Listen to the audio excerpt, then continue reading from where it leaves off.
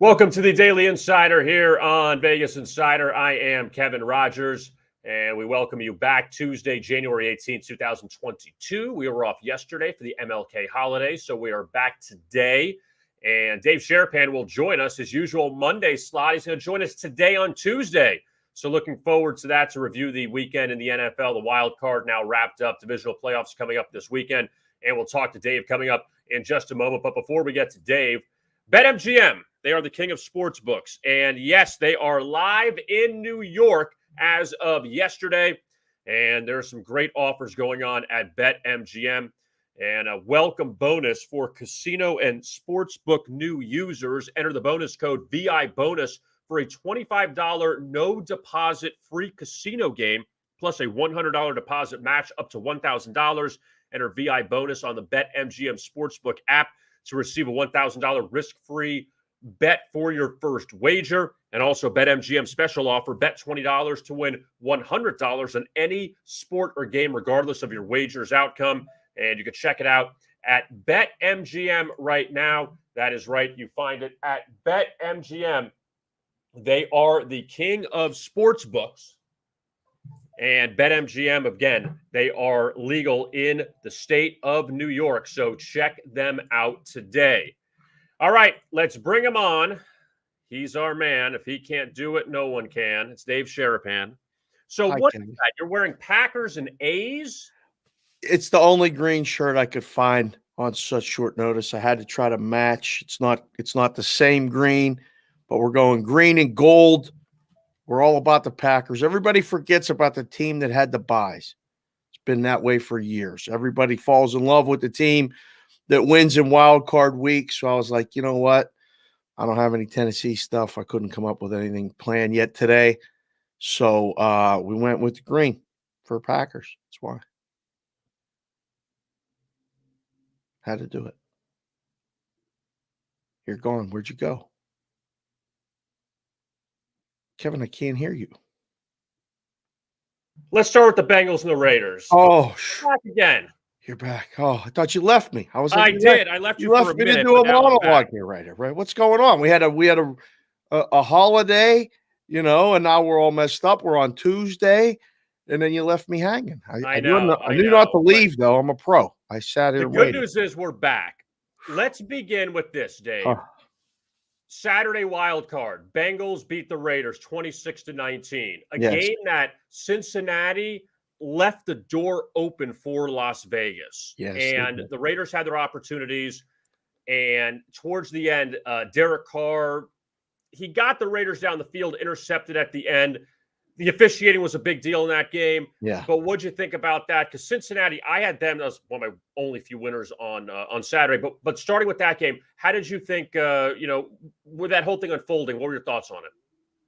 I think both teams actually represented themselves pretty well. I mean, the Raiders had kind of a storybook finish to an absolutely tumultuous season and got to the playoffs, won the last game of the season to allow my Steelers into the playoffs, which, again, thank you for not tying when you probably should have tied, and the Chargers for calling the timeout.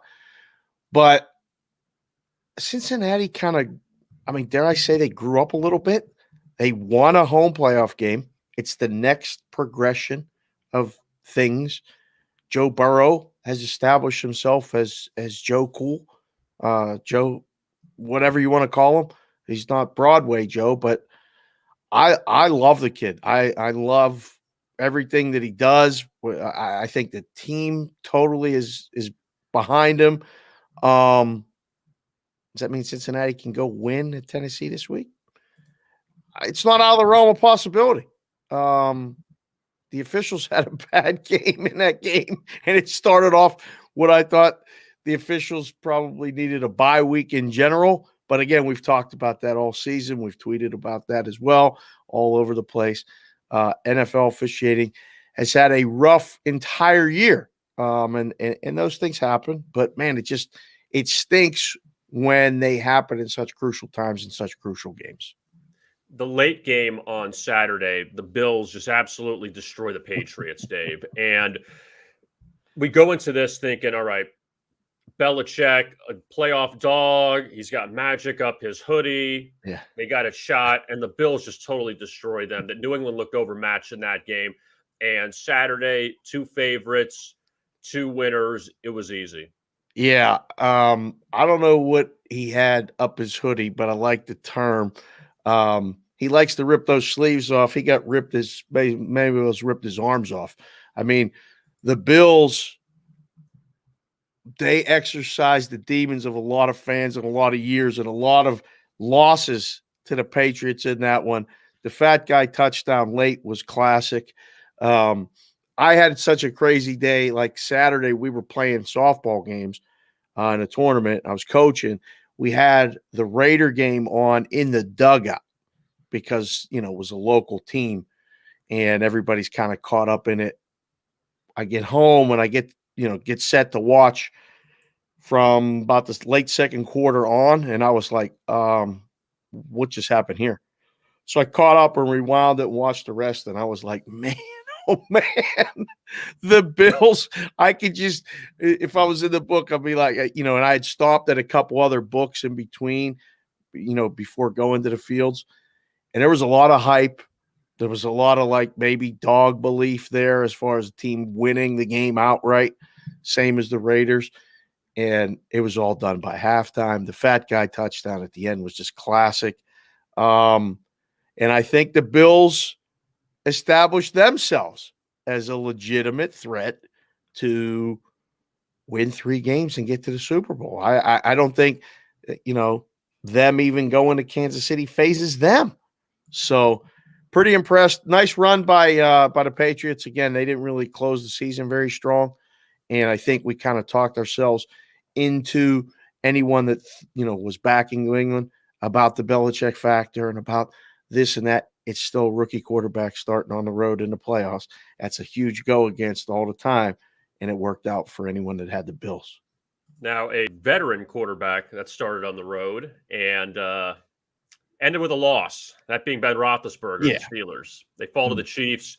Look, we know that Pittsburgh was the last guy in the dance, and they had a great run towards the finish, but you just ran into a complete buzzsaw in the Kansas City Chiefs. And the Chiefs, look, that's a big one to go to 3 straight Super Bowls, and they're 2 wins away from that right now. But it's just unfortunate. The Steelers, that's who they got to play. They've expanded the playoffs. This is what it turned into. Yeah. It's nuts because when they saw, the matchup and saw the line, I was like, Steelers have no chance. And then I got caught up in it right before the game. You saw the line move. I mean, it came down. The rhombuses were on the Steelers. And then I was like sitting there watching the game. It's 0-0 after the first quarter. And I'm like, hey, defense is playing great. Maybe they can do this. And my wife, the dose of reality every single day, sitting next to me going, why are you doing this? You're watching the offense. They can't score. I'm like, I know. She's like, you said that all week. You knew they weren't going to score enough points. I'm like, I know, but if they don't give up any, they got a shot. And then Watt picks up the ball that Hayward knocks out and they score. He slides into the end zone. I'm like, oh, the Steelers are winning 7-0. The in-game line goes down to 6.5, 7.5 on the Chiefs. And then it was 21-7 at halftime, and it was all over. The Chiefs got the ball to start the second half. I knew it was done. I was just hoping at that point that they would cover the spread. They didn't do that. The end of Roethlisberger's career is him pump faking and throwing to a tight end over the middle. Kind of fitting, but also Kansas City ain't going away easy. I mean, that's the other takeaway. They're healthy. They're back. Kelsey is a matchup problem for everybody. They don't have Edwards-Helaire. They throw another running back in, run a bunch of different plays. Kansas City is live as anybody to get back to the Super Bowl. Well, we'll talk about the Bills and the Chiefs in just a second. I want to finish off the NFC. You talk about sharp money on the Philadelphia Eagles.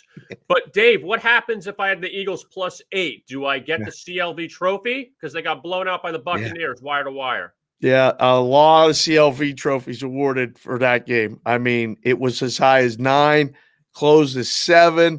So you got all the way down 9, 8.5, 8, 7.5. If you got 7, you probably don't get the award because that's what the closing line was. He didn't beat it.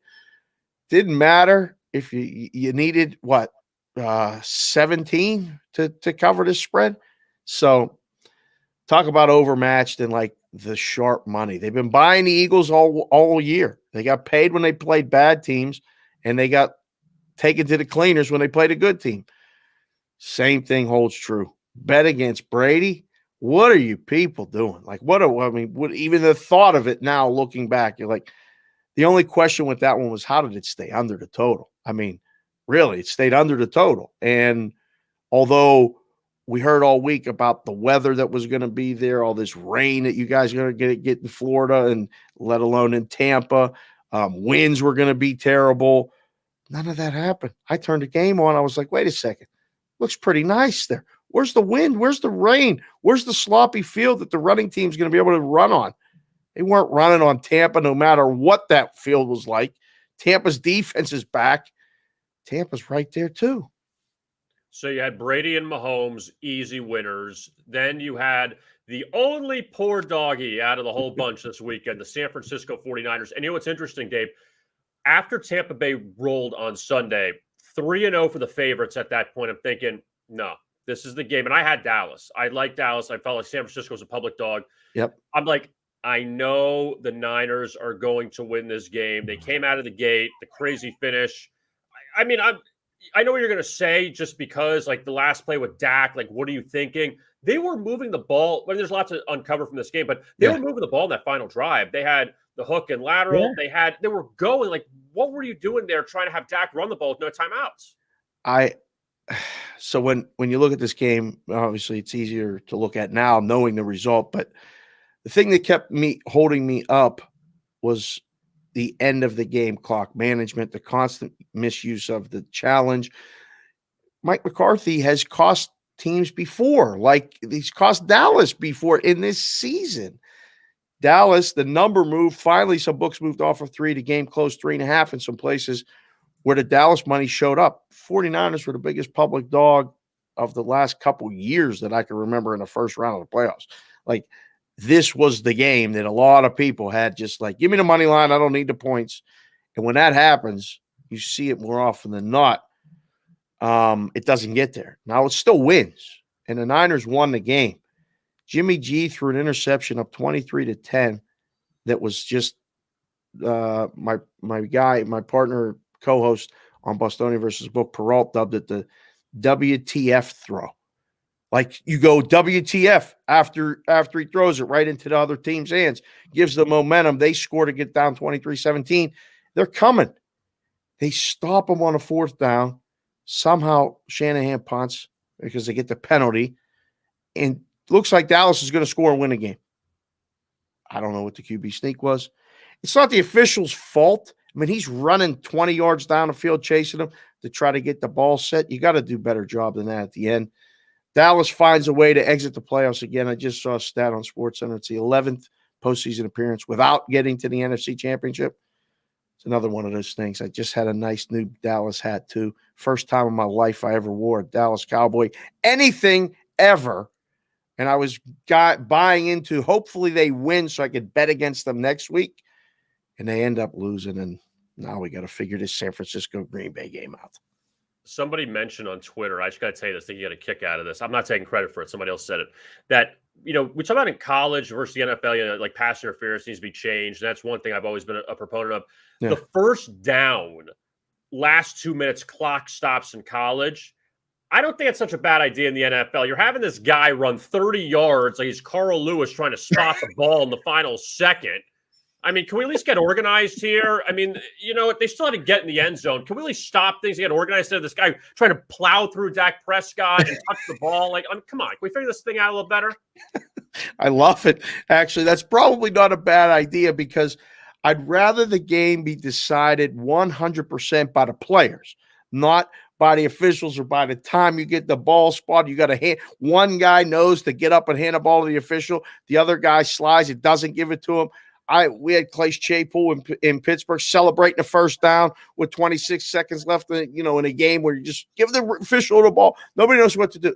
Everybody calm down on first down. Clock stops. Give the official the ball. Get set, line up, and play the game. I'm in favor of that. I'm in favor of fixing the interference rule. Anything we can do to make the game better, I'm in favor of. We're going to start reviewing more stuff and giving these. What's with the index card, Kevin? Like the index card measurement again. I thought Gene Steratore originated that. That's in the protocol. When you don't know, you get the card out and look at it. What in the hell are they doing? Fix this stuff already. So Dallas is the only division winner that's not in the divisional round. And Yeah. the Arizona Cardinals, I want to ask you this. What Kyler, I don't know what that, I mean, he pulled his best Matt Stafford, throwing the ball in the end zone, getting sacked and just getting rid of it. Did you think that was a catch, the A.J. Green, the play before? Because I thought that was a catch that he caught it and then he got hit. We have different rules on different parts of the field. If that's the end zone, it's fine. But if it's in the middle of the field, it's not fine. Then the next play, you have the Kyler thing. It just completely turned the game around. Completely, right? I don't know. I've been joking. I was saying it in the sports book years ago. What is a catch anymore? I mean, go back to Des Bryant when he caught that ball in that end zone years ago, and they said it's not a catch, it's a catch. What's a football move? All this other stuff. I can't figure it out. Yes, I thought it was a catch, and a lot of people, including myself, had gone on shows and talked about A.J. Green. That would have flipped all of the props for A.J. Green, longest reception yards, all this stuff. It looked like a catch. So maybe I'm a little biased. But what was Kyler Murray doing? He's running for his life on every play. And he looked like the guy in Necessary Roughness who Ralphie or whatever was like running. Oh, I'll throw it. I'm going to get sacked. Blow the whistle. Blow the whistle. So I was like, uh-oh, what is he doing? It's over. Right then, you knew the game was over. It was just a matter of whether the total was going to get over. The Rams were winning that game on that play, covering the spread.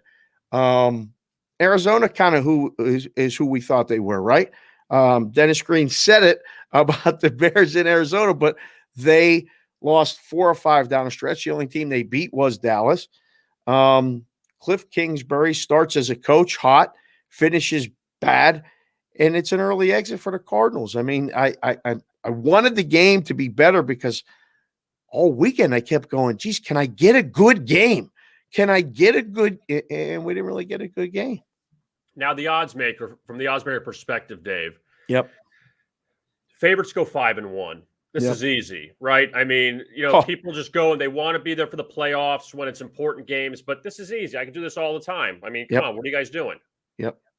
A lot of people probably start in handicapping services. You guys should see a little bit of boost at Vegas Insider, like for people that want to do what you guys do. Like, hey, I can pick games. Look at me. I went 5-1 over the weekend, and I had the only loss I had was the they give you the one dog that they took. Otherwise, it was all favorites, and they had the Niners. I mean, it's way too easy.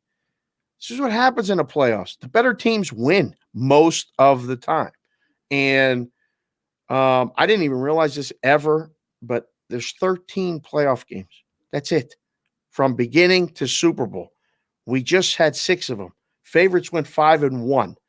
Now, does that carry over into the next week? Automatic? No, nothing's automatic. But, man, like, it is easy. So now you look at the lines this week. I don't know about you, Kevin. I looked at all these lines, and I go, either team can win any one of these games. There's 4 games. There's 8 teams. Would it surprise me if any of them won? The one that would surprise me the most at this point is the team that I'm wearing the hat of. If San Francisco goes to Green Bay and wins right now, that's the one that would surprise me the most. Yeah, the Packers laying 5.5 on Saturday against the Niners. And remember, they played a close game earlier in the season. The Packers needed a late field goal to beat them. So now the Packers flipped to a favorite here. 49ers were favored in that game in week 3, and that's Sunday night. Yeah. It's a big flip, to have it go this high. I'm surprised the line's this high, and that's why I'm like, all right, the odds maker me knows maybe I'm missing something. Maybe there's a matchup that I don't know about. Maybe Bosa doesn't play for the Niners. Maybe that linebacker Warner doesn't play. Maybe they're more injured than they're letting on. Or maybe Green Bay really is that good, and it's the revenge tour for the Packers. after losing the NFC Championship last year. They're back one game away from it, with it at home again, and it's shaping up to be Tampa Bay coming back and doing it all over again. I've already made the plans for next week. I'm watching football from beginning to end, consuming every single play. I mean, Green Bay -6. Is it that easy? I don't think it is. It's up to 6 in a lot of places. 5.5. BetMGM is still 5.5. That's crazy because I'm looking at painted 6s. I think the rhombuses, they're all on the Packers. I want to bring this up on the screen here. All right. I want to scroll this way. Ooh. The correct matchup. What do you like the most? This is according to FanDuel. What do you like the most? Correct matchup for the Super Bowl. Just a matchup? Yeah.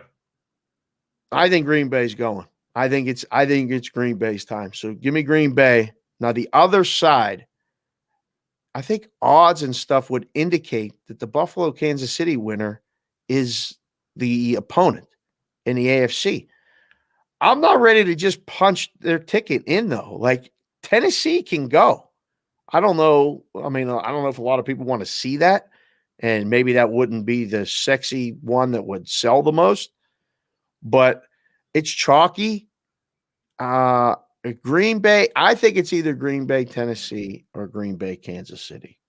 I don't know exactly yet which one. I'll probably have a better feel for it by the end of the week. But if I had to pick one right now, I think it's Green Bay, Kansas City.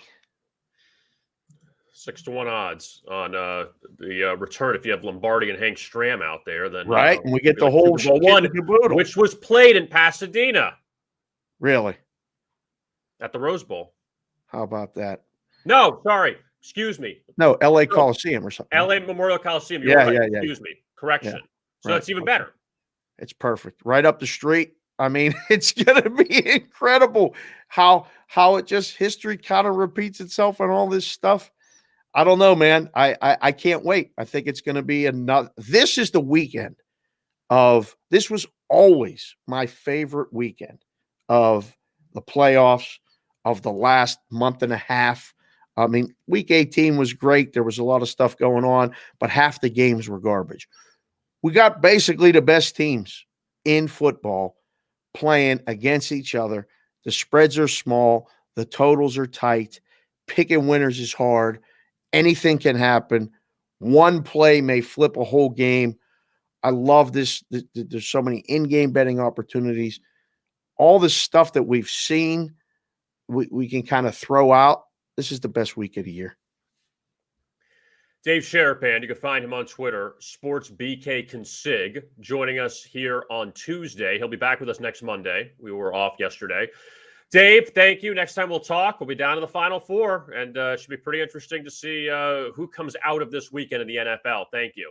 Kevin, before I go, how good are these Florida Panthers? They're great. They score so many goals. I mean, you want to talk about an over machine right now. I'm looking at Stanley Cup odds because this is what you got to do, right?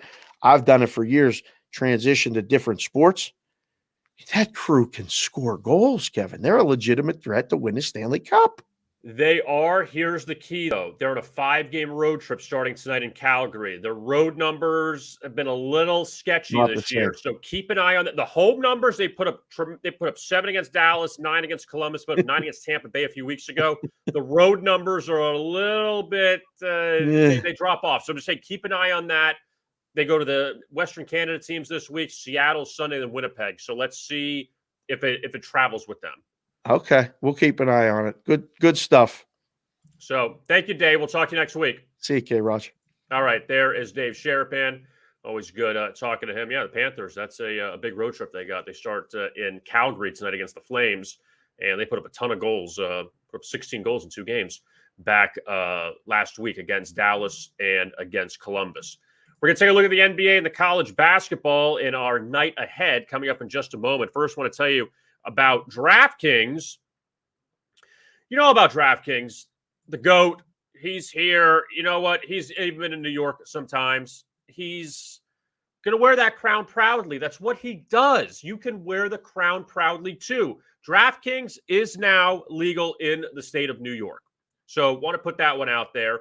But also the DraftKings Championship Series, that is the ultimate competition of contest winners from Daily Fantasy Sports, Sportsbook, and Casino, the one and only place you can compete in the king of competitions. The best of the best in each domain will compete for series supremacy in their own domain's tournament of champions. They'll have one goal in mind, win the ultimate crown and earn the title of the greatest of all time, the GOAT.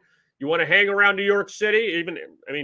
Hell, you can go to Albany, go wherever you want in New York. It's legal everywhere in New York, DraftKings. So check it out now. You could be the GOAT. Score your seat to the Tournament of Champions. Go to DraftKings.com for more details. All right, now let's shift over to NBA tonight. All right, so the NBA got 2 games, and we're staying in New York. Sorry for the extreme close-up, like Wayne's World. We had a bit of a camera issue, so that's why we're a little bit – there we go. See? We're back now. I'm not totally in your face like I was before. All right, Timberwolves and the Knicks. That's the first of 2 games in the NBA tonight. We had a bit of a we had the big day yesterday of the NBA with MLK Day, wire to wire. The Knicks end up losing to the Hornets 97-87 at the Garden. Offense did nothing. Knicks were favored by 2.5 in that game. And now they are flipped to a 3.5-point dog against Minnesota. Minnesota's actually played well recently. Now, to pull up some of the numbers on the Timberwolves, 4-2 straight up against the spread as a road favorite this year. They've won 5 of their past 7. But here's the other key, too. Minnesota is playing with revenge tonight. 96-88 lost to the Knicks at Target Center last month. But here's the key.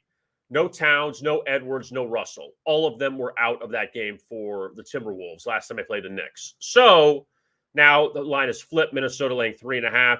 And New York, their offense, just amazing how many dry spells they go through. But the Timberwolves lay 3.5 at the Knicks. So big game tonight. I'm sure a lot of people bet on in New York just because. The other NBA game, the Pistons and the Warriors out in San Francisco. Now, Golden State is back from a nice road trip. Steph Curry didn't play in the final game at Minnesota. He sat out due to a hand injury. He's expected back tonight. You see the line reflecting that. Golden State laying 15.5. Golden State, shaky road trip, 1-3. You could throw the Minnesota loss out if you want, considering Steph didn't play. Clay played in that game. They did blow out the Bulls 138-96 on Friday. It was a Friday, right? Yeah. And before that, they had lost to Milwaukee. That was when they were down 39 points at the half to the Bucks. And look, Golden State's been bad on the road, at home 18-3. And when I say bad on the road, they're still 13-9 on the road. But they've struggled recently on the road. But 18-3 at home of late for the Golden State Warriors. Detroit is 10-32, and they just lost by 27 to Phoenix on Sunday. And they've dropped 2 of 3. But their last 3 road games, they've allowed 133, 118, and 140. In those 3 games, they lost by, 46 to Chicago, 30 to Memphis, and 29 to Charlotte. So no bueno for the Pistons of late as far as on the road. Now, the last time they played was back in mid-November. Golden State beat Detroit 105-102 at Little Caesars Arena. Steph Curry didn't play in that game. Golden State closed as 2-point favorites. Obviously, Clay didn't play because he was out. So now you go from Golden State being a 2-point road favorite, granted without Steph, now laying 15.5. But again, those numbers for the Pistons over the last few road games are extremely scary to look at. All right, college basketball now. And in the Big 12, it's Baylor and West Virginia. Baylor, number 1 team in the country, and then all of a sudden 2 duds at home, losing to Texas Tech and Oklahoma State. 11.5-point favorite to Texas Tech, lost by 3.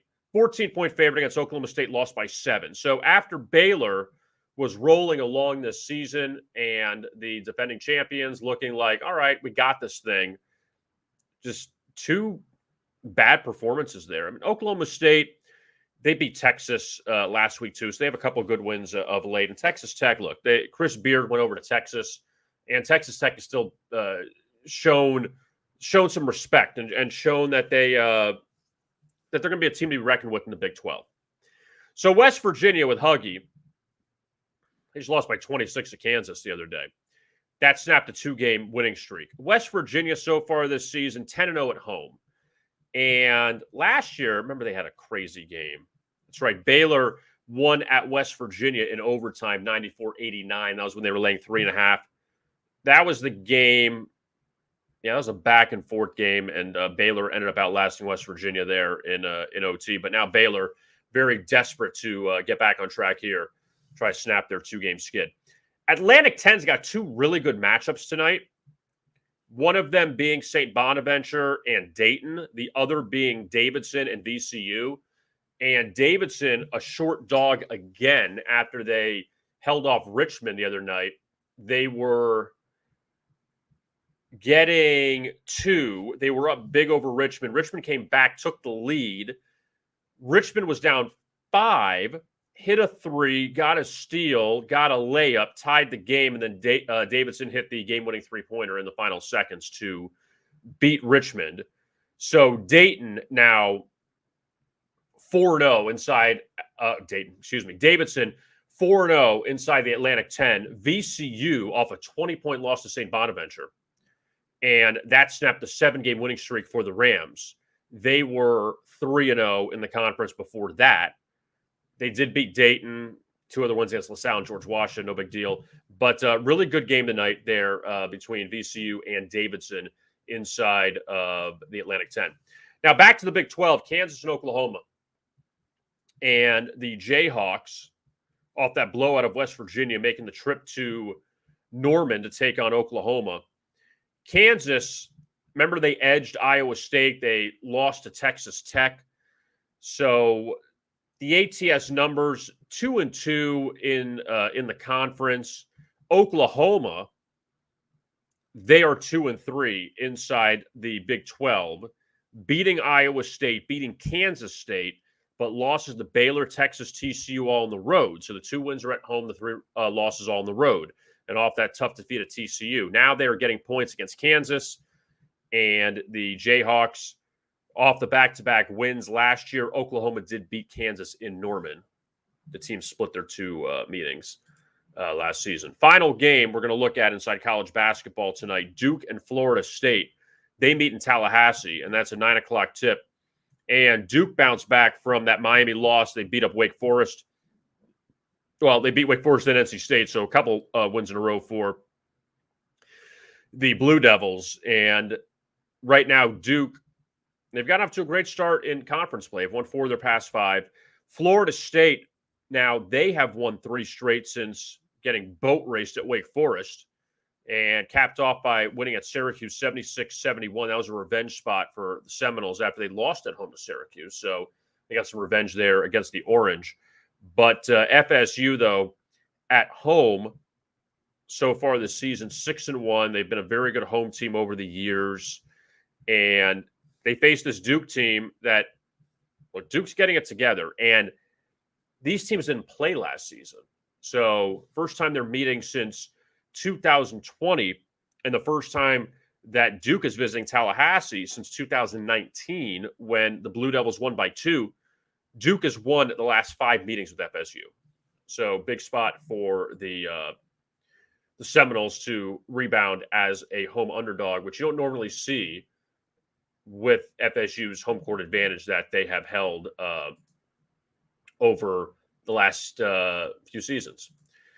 Say again about BetMGM, the king of sports books, and they are legal in New York. They became legal yesterday, so now the great folks of New York have another option, and that being BetMGM. BetMGM expanding their footprint. BetMGM offers a welcome bonus for casino and sportsbook new users. Enter the bonus code VIBONUS for a $25 no deposit free casino game plus a $100 deposit match up to $1,000. Enter VIBONUS on the BetMGM Sportsbook app to receive a $1,000 risk-free bet for your first wager. And also for BetMGM, special offer, bet $20 to win $100 on any sport or game, regardless of your wager's outcome. And BetMGM is legal and available in the following states: Arizona, New Jersey, New York, Tennessee, West Virginia, Mississippi, Washington, D.C., Indiana, Pennsylvania, Colorado, Iowa, Virginia, Michigan, Illinois, and Wyoming. And look, you can get a great deal there from BetMGM. And check them out now. And also, for more information, you can find it on our homepage at Vegas Insider for more. But BetMGM, they are the king of sportsbooks, and they are live in the Empire State in New York. Mike, thanks to Dave Sharapan for joining us today on the Daily Insider. And we'll be back with you coming up tomorrow at noon Eastern. And we look forward to that. So the Daily Insider will be back with you coming up tomorrow at noon. And look, we're down to just 8 teams left in the NFL. And when you look at who is left, you got the best of the best right now. That, no disrespect to the Eagles, the Steelers, some of these other teams that were wild card team. And look, Dallas won their division, but 7 of 8 teams remaining won their division. So that's why you're down to the best of the best. And it should be some really good games, including Bills, Chiefs, Rams, Bucks. There's going to be 2 monster games coming up. Bengals, Titans will be a good game too, as well as Packers, 49ers. So looking forward to all of that. I am Kevin Rogers. Thanks a lot for watching. And as always, best of luck with your bets.